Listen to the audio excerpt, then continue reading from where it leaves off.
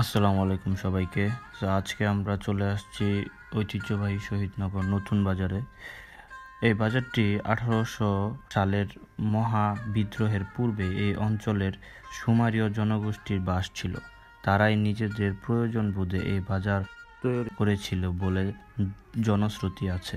তাই এই বাজারকে সুমেদের বাজার নামেও ডাকা হয়। ধারণা করা হয় এই জায়গার প্রকাণ্ড বটবৃক্ষকে কেন্দ্র করে এখানে সুমেদের বাজার গড়ে ওঠে। 1947 পরবর্তী সময়ে এখানকার বসবাসকারী হিন্দুরা ভারতে চলে যাওয়ায় এই বাজার স্থানীয়দের হাতে চলে আসে। লোক সমাগমের অভাবে 200 বছর আগের এই প্রাচীন বাজারটি এখন অনেকটাই প্রত্নতাত্ত্বিক নিদর্শনে পরিণত হয়েছে।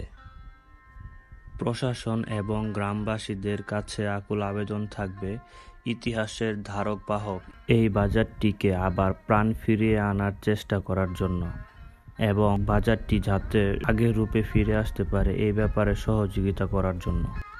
বর্তমানে হাতে গোনা কয়েকটি দোকান ছাড়া এই বাজারে আর কিছুই চোখে পড়ে না।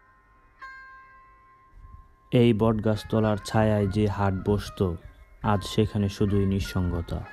হয়তো কোনো বুড়ো মানুষ এখনো মনে করেন সেই দিনগুলো, আর ধীরে হেসে বলেন, ওই হাটটা ছিল প্রাণের মতো, আর এখন কেবল স্মৃতি।